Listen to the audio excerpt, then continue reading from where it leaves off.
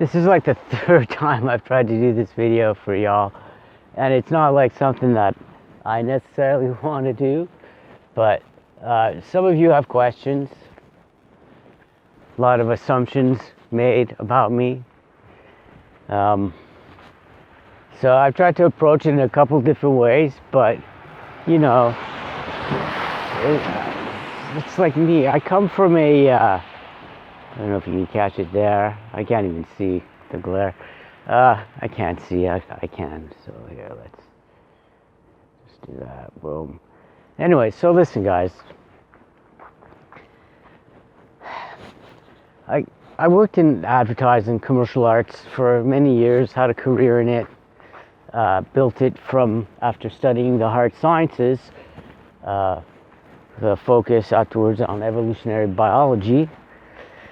Then moved into like the digital world, which is new and exciting back then, and profitable and easy to get into.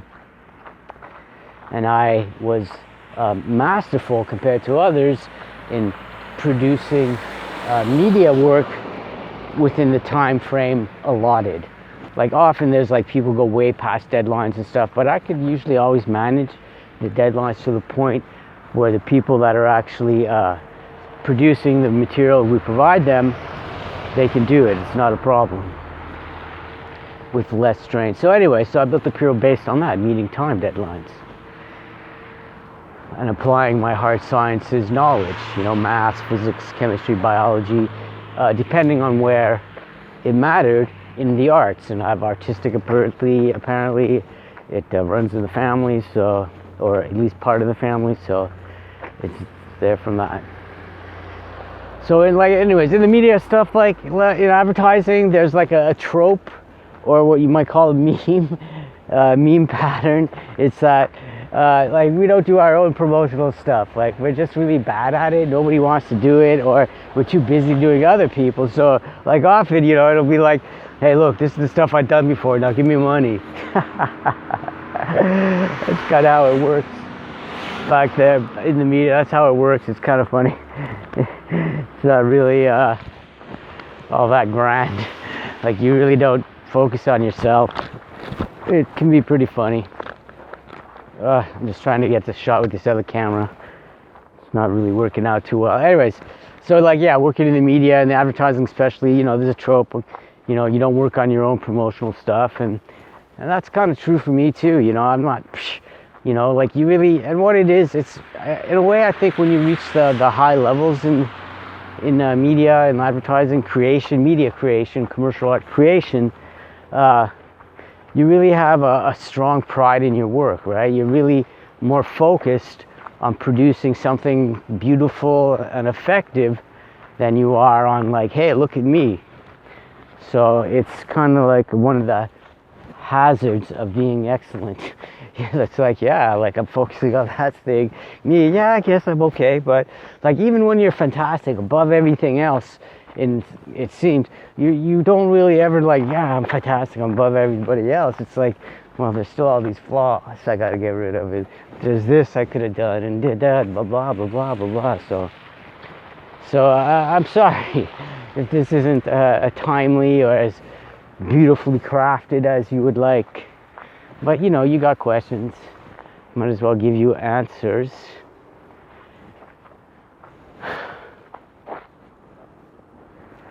Oh, is this where? Is that the parking lot I go through? Yes, you can go by the back there. I don't know if I want to go down there. So let's just go along here. There's a park system down here nobody ever goes to. Well, or a few people do. Dunbar Southlands. So might as well come down here and do the video. I went to the other two videos, I went elsewhere, but you know, I kept resisting it. I kept on thinking about coming down here. It's like, nah. And here I am. Anyways, okay. So, let me begin by saying I started hiding my intelligence myself from you guys in grade 2, I think it was. I can remember, I still remember it clear as day. And that was a long time ago. I'm not going to say exactly how long ago. I mean, dude, I'm a guy. Is this zoomed in or what? No, that's the way it is. But like I kept on putting my hands up, and you know, I was always answering the teacher's questions, and the other kids weren't. And then the kids' heads would start snapping back, at me, like looking at me, like, and I could feel like from them like the tension and sort of the dislike. And eventually that day I stopped because I didn't want to feel that hate, that dislike. Great fucking too. Now, whether that's just innate or also in part because I had an abusive upbringing, emotional and otherwise, and it's the female parents, so don't like, and they had birth mother, but I don't like using that name or that word description for her because from what I understand, most mothers are not like that. That's not a common thing, and it's a good thing, or boy, we'd have a very disgusting society, completely savage, ugly one. So anyways, so whether that's from that, you know, the abuse prior, that, you know, being like sort of putting yourself down, never, if you're not perfect and it's not good enough sort of thing, maybe there's some of that too, but there's also an innate feeling, right? You've got to, you know, you can be callous under those circumstances, or you can be whatever you are, I think, and I was whatever I was, which was more like a nature boy, not a hateful coward or abusive person. Anyways, so that's what I did. I stopped doing that then, and and then years later, about 10 years later, I was in college, or CEGEP in Montreal, we call it.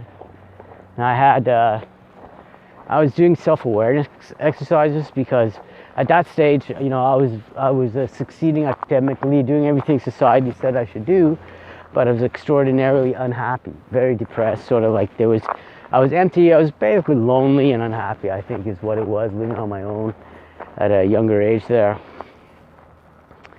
Anyways, so during that phase, I was riding the bus, I'll never forget, the 144 going up Pine Avenue towards where those scumbags live up on the hill. Ask me about that later. And at the St. Urban stop, St. Urban, a man got on. Dirty jeans, sort of working boots, like, you know, just a working guy, maybe a plumber. And, you know, I had an immediate feeling of revulsion towards him. And since I was going through self-awareness exercises at the time, I was like, hang on, Michael, what the fuck are you doing? Like, why would you feel disgust? Why would you be repelled? Why would you not? Like, why would you have what is, in essence, a form of hatred for this guy? So, in my dumbass mind, 17,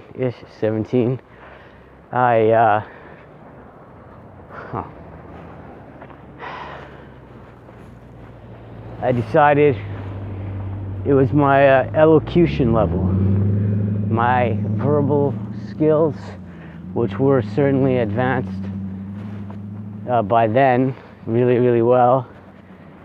And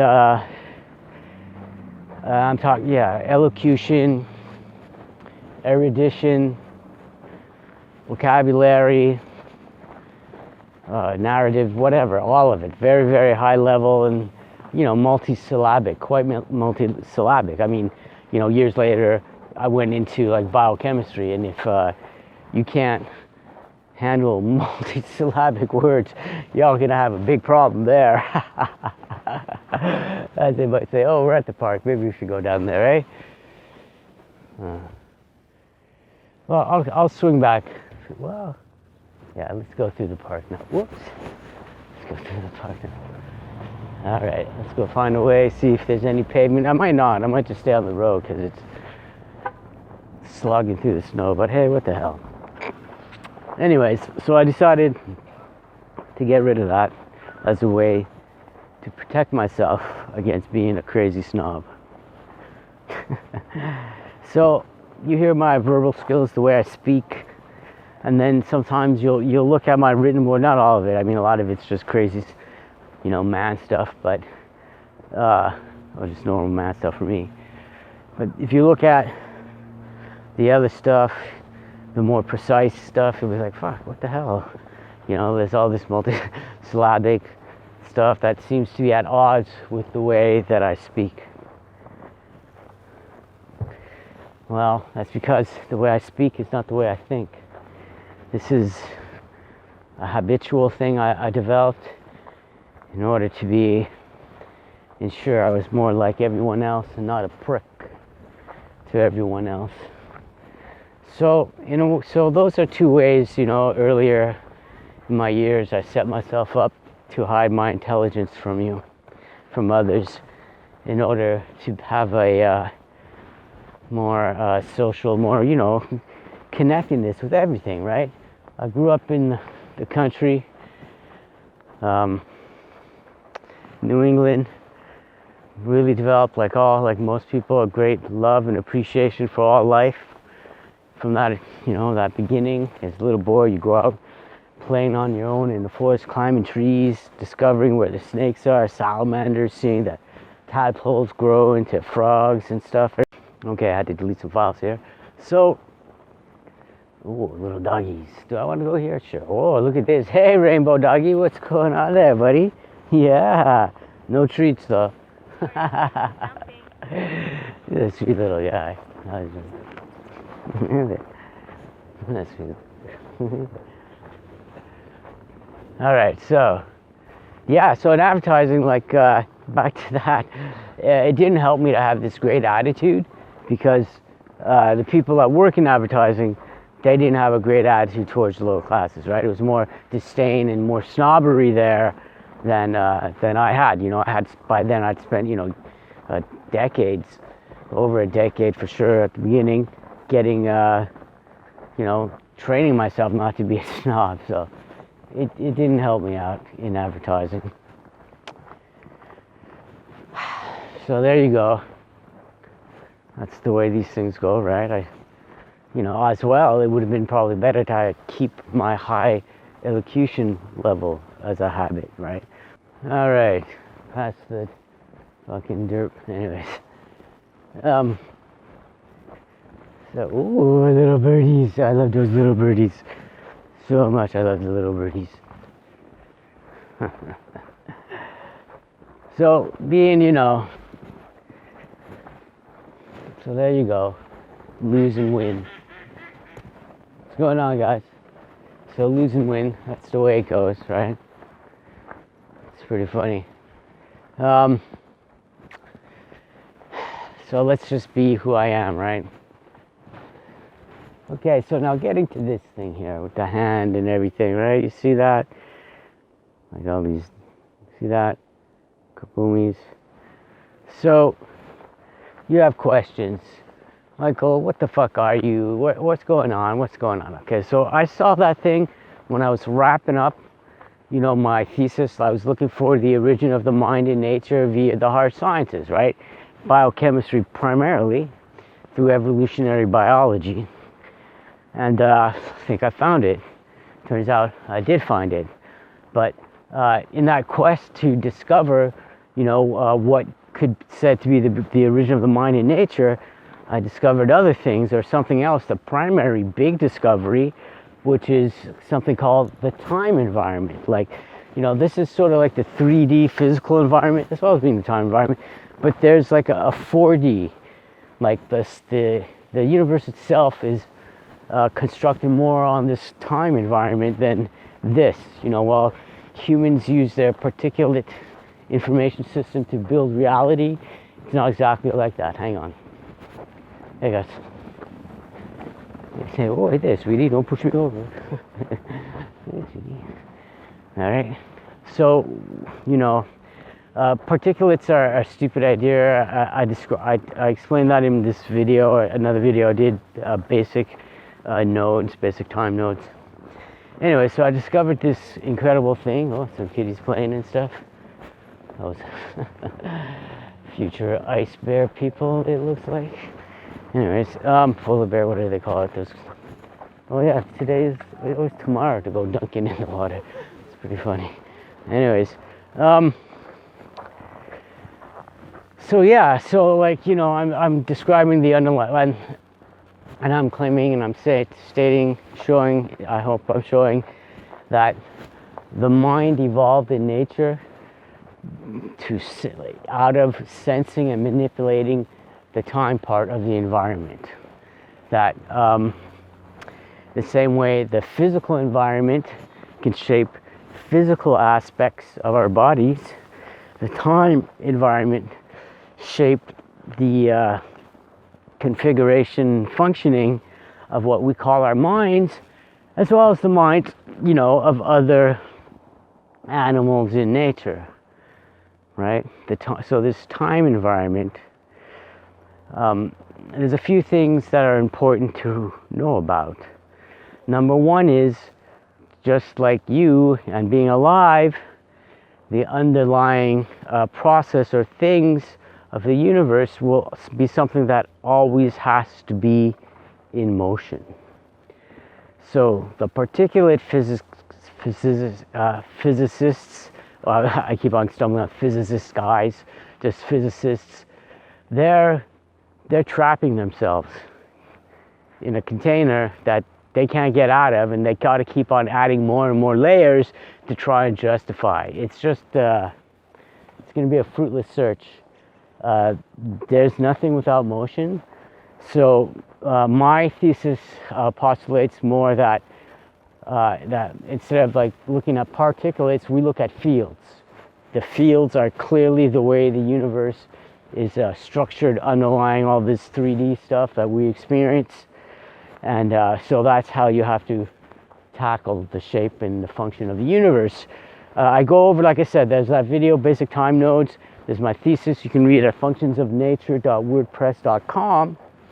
That goes over the evolutionary biology of showing you how this developed, or trying to show you how it developed, while also presenting some ways forward, some examples that would possibly show proofs of this. Plus, of course, there's me with my symbol of what some call the Lord of Nature, the Stag King, the Devil, Satan, or Pan, or, you know, just nature. It's just the symbol of nature, you know, the All-Father. This is what this is, the All-Father's symbol.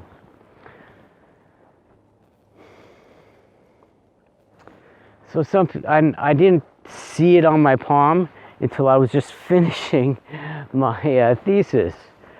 So it was kind of, you know, kind of one of those things in time. I didn't see it until I needed to see it. It's, I go through it. If you go look at the uniter.com/Michael, you go to that link. I go over some of my thoughts and consternations when I first saw it. I mean, understand, I was trained in the hard scientist. I looked at this origin of the mind in nature completely and utterly in sciences. Zero culture. I looked at cultures when I was younger, and all of them was just he said, she said. Like, there's no proof for any of this religious stuff, right? There's just none other than he said, she said. Whereas, oh, look, on my palm, my hand here, look, there's evidence. Oh, physical, oh, shit. Oh, Michael, are you, what? So, it's an interesting thing. And, yeah. People know these facts. And so, it leads to assumptions and questions. And so, here I am today. So, what happened when I discovered the time environment? I became very much self-aware, right? It's like us, or our creatures, organisms like you and me, we're like swimming in time, like a fish in water, right? It goes through us, and we're going through it. Like fishes, we don't need to know what the fuck water is, right? We don't, like fishes, we don't need to know what water is, right? Like, we can just go through, have a good time. The fishes, you know, they don't know what H2O is. probably know any idea about the physics of the surface tension, or what the hell's going on with that sunlight coming through, what's that light on top. Like, they don't know shit. They just swim through the water because that's what they live in, and that's what they've always lived in. It's just the way it is. It's just such a normal part of their lives that it's not something they think about too much. I mean, the only time is probably if you get like jet streams and stuff, like faster rivers of water and stuff. That's probably as complex of the understanding of water fish have. And that's kind of like the way human type organisms have been up until now, but not entirely, right? If you look at a lot of old cultures, time was the primary god before anything else. So it's interesting how that sort of teaching went away when slave masters started to write books and control societies. The owner sets the message. So as we saw, like more and more like centralizing control of other humans arise, we saw more and more sort of slave master stuff happening, controlling everything. Anyways, and that sort of message that time is important, the most important thing, of course, is not something a slave master wants to teach slaves. It wants to tell it other things to get the slaves to do things the slave master wants. And so it's been a problem for a couple thousand years or a bit longer in human society. And even today, even longer. It just depends where you are. So that's kind of why we've had these bizarro ideas. I mean, think about this. Two things you seem to know a lot about, but you have no way to define them, like properly, the way you can define like what a tree is or something. And those two things are consciousness and time, right? What is time? What, just the ticking of the clock? That doesn't make any goddamn sense at all. That's just a mechanical thing to reference the when the earth is revolving and orbiting in a way that sunlight comes out, and fractioning it to organize things. It's meant to organize people to do things. That's all it is. It's not necessarily what time it is. Consciousness, good luck, man. You got fields for thousands of years, people trying to describe these things, but they can't in a physical way or a maths way. Whoa. Whoops. But they can't in a physical way or a mathematical way up until now. So that's what I think I've done. I've discovered it, sent out press releases in 2012. Nobody got back to me. A bunch of idiots. People are fearful and stupid, egomaniacal, greedy, whatever.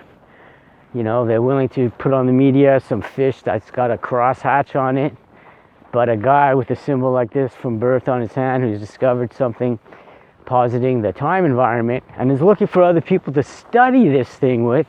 Nah, we're not going to report about that. It's just crazy. I mean, I think today, 2021, December 31st, I think everybody understands the media just batshit crazy. They don't really reflect reality. They're attempting to shape it and shape it for foul purposes, right? It's for greed, and that greed kills all. Like, let's be clear about that. It's bad news. So that's why you haven't heard about me prior to this. It's 2012, what is it, 2021, almost 2022. So 9-10 years. It's been a hard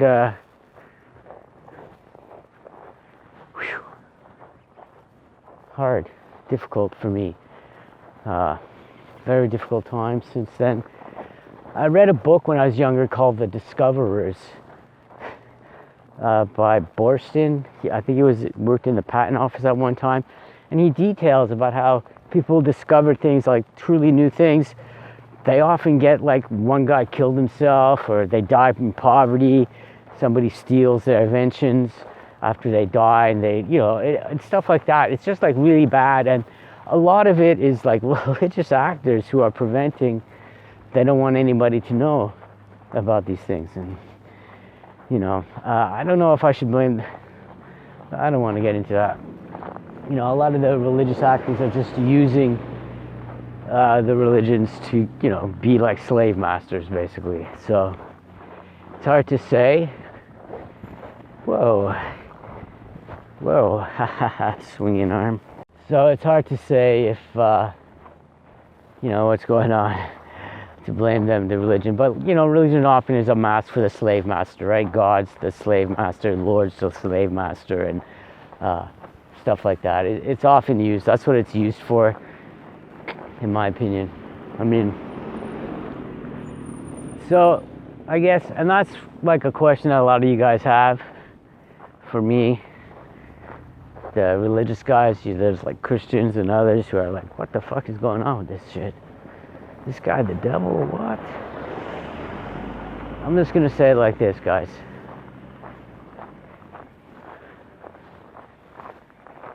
So either you think I'm the devil or the devil's man on earth. Is that what you're saying? Well, I'm gonna say it like this. Listen, name's Michael.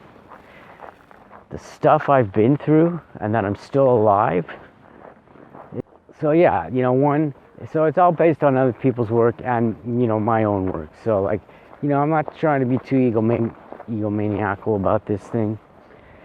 But to have seen this symbol on my hand, certainly, man, was kind of, the whole thing, like the thesis, everything, the conclusions, it blew my little mind. Like, just, wow, amazing, the enormity of it, I'm just looking for this one little thing, and here I've discovered an entire, apparently new to be able to be described aspect of our environment, the time environment. It was just crazy. It was just, and the implications, like, I was thinking, looking at, well, yeah, no wonder the Cambrian explosion happened with the mollusks, because there's so much calcium in solution that organisms' life absorbs so much of it as part of their operating system that kinases started to develop. And kinases is what I postulate are what adheres us to the time environment in our brains and stuff. So the Cambrian explosion was like organisms diversified greatly because they just all of a sudden had another part of the environment they could latch onto and be influenced by, same way, fishes would be adapting to different ways the water works as it flows, and how you would adapt if you had to like live on a flat land versus a mountain range. But instead of it being a physical thing like that or that we recognize as a physical thing, it's a completely field. It's a field-based thing, your brains. So there's that. So having said all that, so for my religious friends, I guess you want to say the true religion is, I guess, the pagans worshiping nature by being civilized by it. But here, I'm Michael, right? So I've overcome a lot of shit personally. So one, work of thousands of people before me. Two, I've overcome horrible things. Number two, I am the one who survived this long to become self-aware. And of course, thousands of individuals through history, that's civilization. Without civilization, I'm nothing. You can call me a pagan, but I'm a civilized one. Pagan, I don't run around in the forest naked to be an animal. I do it to enjoy myself, if I even do that. But yeah, so I'm still alive now, and that's great.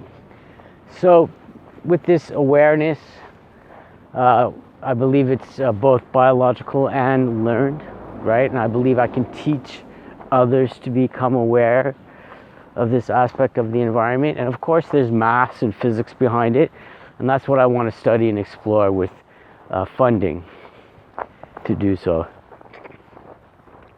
Went out on life searching for answers, and I found them. So that's good, but boy, the search for knowledge has certainly been painful. It's been a lot of like literal pain. I have like a hardcore tendinopathy. It's apparently a permanent condition. I don't know about that. I think we can get rid of it. So yeah, I'm obviously not a god, right? Like, you understand that, I would hope. And I want you to think about something. Okay? I've suffered quite a bit because I'm a short dude, short man. You get a lot of abuse, and I fight back against it because I'm not fucking taking it. I grew up in after my female parent left my stepfather in America, I went back to where I was born in Montreal, but I hadn't lived or experienced it. And when we went to Montreal, we went from a beautiful country setting from where, a few miles from where Simon Fraser grew up, to an inner city ghetto. So I went from a beautiful country setting, or New England setting, where a few miles from where Simon Fraser grew up, to an inner city ghetto in Montreal. Very rough and violent and horrible. It's pretty bad. So anyways, I went on a journey where I found my knowledge and whatever. I am what I am. I'm obviously not perfect. I ain't no god or anything, but I do have abilities that you guys don't have, I think. I think it's pretty clear. So yeah, you want to consider me science and like super science and supernatural. As long as you focus on the science and the natural part, I'm all good. So anyways, listen, so when I became self-aware though of the time environment, well, I realized I wasn't the only creature part of this time environment that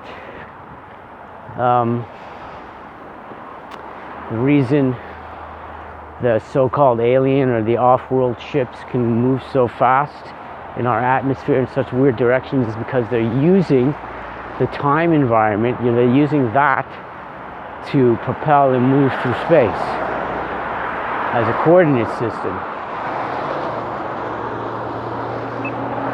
So that's part of it. But, if they're in the time environment consciously, and I'm in it consciously, and obviously there's a connection between us, right? So let's just call them what I call them, which is people of the stars, and us. And no, there's not like a communication back and forth, right? In order, like, you want to get smarter, right? You want a more advanced civilization, blah, blah, blah, blah, blah. And there's all these fantasies about aliens coming by and making it happen for humans. Well, it can't work that way, The planet's got to evolve it now. So yeah, like, it has to develop on the planet on its own, right? They can't just artificially create it. What's the point of having a species they can create? They got to check out life. The planet has to produce an organism that can sense the time environment, that can be aware of where its mind comes from before it can, join other people of the stars. So that's how it works. And yeah, I'm gonna help you, hopefully help us all get out of the Stone Age. Get us to a place where our civilization is approachable by these other civilizations. Because right now we're still stuck in a primitive past, right? We don't even, like, here I am, the one guy that can explain where the mind came from in nature, and the major organs of communication and civilization are like blacklisting me, censoring me, are not preventing you from knowing me and knowing this idea. So I have a lot of skills where I can communicate with you directly. I just don't have a lot of the financial resources to do so. So It's, yeah, pariah, great. Yeah, it's funny. There's a whole bunch of things I can tell you about that, but so for me, there's that. How's it going? There it is.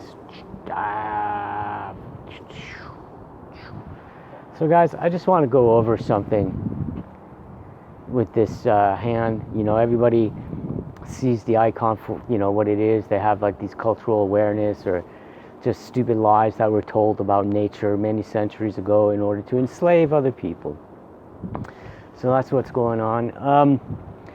Listen, Pan, the devil, Satan, all that other bullshit. Listen, the symbol of the Lord of Nature, fine, I'll take that. The God of nature, the only true God that exists in the universe, nature. But it's also a representation, two different representations. One is a way you can formulate or create or write fourth dimensional mechanics in 2 dimensions, right? Things form and deform, like everything goes to a central point and then it expands out again, right? Like things go from the infinite to the infinitesimal, as well as infinite to the infinitesimal, like infinitesimal to infinite, infinitesimal to infinite. Like that's the way it is. And this is one way you could create or write or draw a diagram of fourth dimensional dynamics in a 2-dimensional way on a flat plane or a relatively flat plane of a hand. Yes, there's bumps and stuff, but it's just, it's for all intents and purposes, it is just a flat plane versus, a cylinder or something. So this is a way in 2 dimensions you would represent 4 dimensions. So it can be seen in that way, the time aspect of the environment. But there's another aspect of it that might be a little bit more interesting to you, or freaky or whatever, but this is the way it is, humans. I'm very sorry if this upsets you, but I don't think it should upset you. I think you should be like, hey, that's kind of, wow, what? Anyways, all right, so I might actually have to go in to a little image here, but so not only is this figure like the symbol of the Lord of Nature or the God of Nature. If you want to look at sunlight as God's light and the sun as God, that would be an appropriate way to look at things. But this figure, in the same way, in one way it is the God of Nature, the Lord of Nature, but it's also a representation of me, my body. No, I don't have a dick that big or anything, but it's a representation, an iconography of it. If you zoom in and you look close to the what would be in the left or the right eye area, you'll see there's like a line, a harder, thicker line going through that section of the diagram of the icon. And and then there's also, if you look on the opposite side towards sort of what the race to the shoulder is, it's not a perfectly formed torso there. There's all these weird distortions on what would be the left side of my body, or the body of this figure here. So what these two things are, and I didn't know when I saw them, I was like, hey, what the hell, this icon, why isn't it as clear as it could be? What the hell? Well, it turns out when I first saw it, like I knew about the one on the right eye. That's an old injury I had where I was showing off. I was riding my bicycle and going back and forth like this really fast, sort of like slaloming to show off to tourists in Montreal, when my pedal hit the street and all my momentum going fast and showing off, I went my eyebrow here hit the sidewalk, and I have a permanent injury in that area on that eye. So that line through that figure in that area indicates I have a permanent injury there, or I will have one, and I do have one. And the one on the other side, the left side of the body there, that I didn't get diagnosed with until completely until June 2021 or June 2020 with a tendinopathy. I had an injury. I'm going to take this down. My hand's freezing right now. I had an injury, and I'll just put up another photo there or something. It's cool. I had another injury where I was driving a friend's moped, motorized scooter, bicycle thing, and I going up the street, car turned, I hit the side, I bounced off the roof of the car, bounced off the front trunk, and then bounced onto the street. I didn't have a license. Wasn't my vehicle. The only ID I had on me at the time was the registration for the bicycle, for the moped, but it wasn't mine. It was in like a super hardcore French guy's name, and I don't speak French that well, so at first I tried to dissuade the motorist from calling the police, but the police came, and I took a lot of talk, but I eventually convinced both of them to go away without filing any reports. I wasn't living an entirely legal life at that time, so I wanted to get on with whatever I was doing and not have to be involved with the police or the authorities.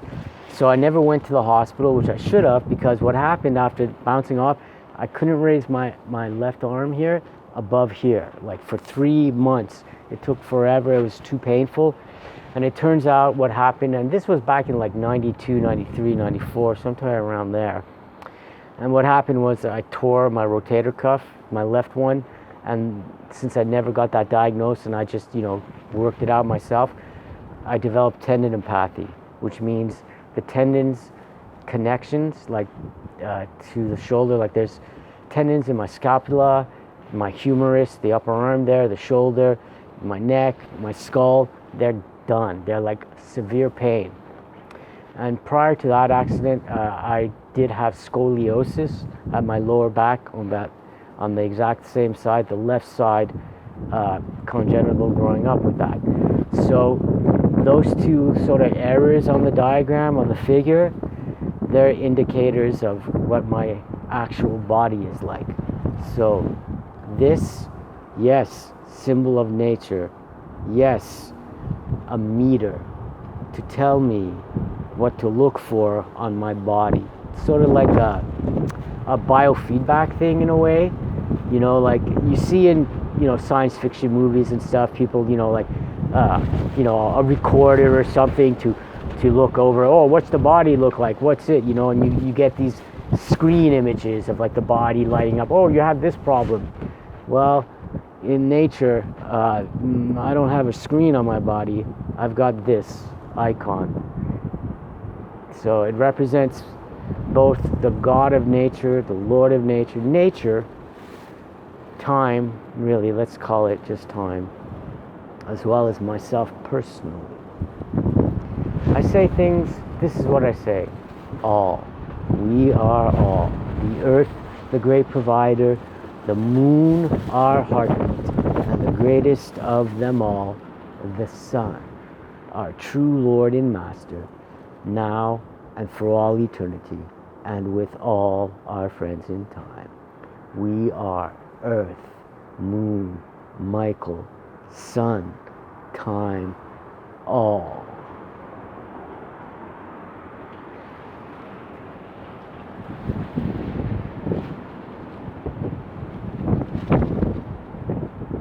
That's the way it is. Yeah, whatever, don't get freaked out. I'm part of you, right? I'm human-ish. I come from you, but I'm not you. But I'm not so different from you. I mean, like, this is the way it works, guys. Every planet with creatures like you and me and us, somebody or some creature evolves to become self-aware.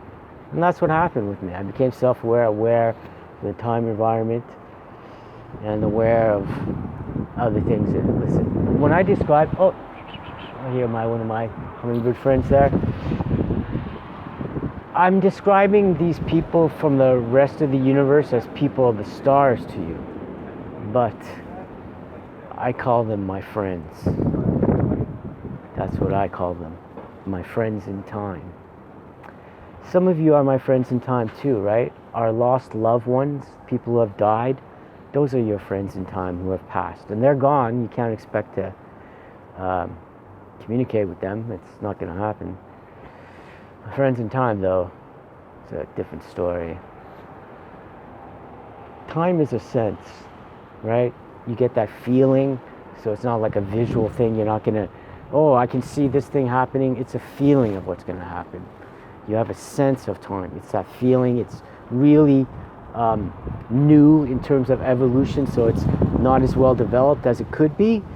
And that's just the way it is. Anyways, I just want to end this video with these sort of points so you understand, you know, more fully of what's going on here. Have a good one.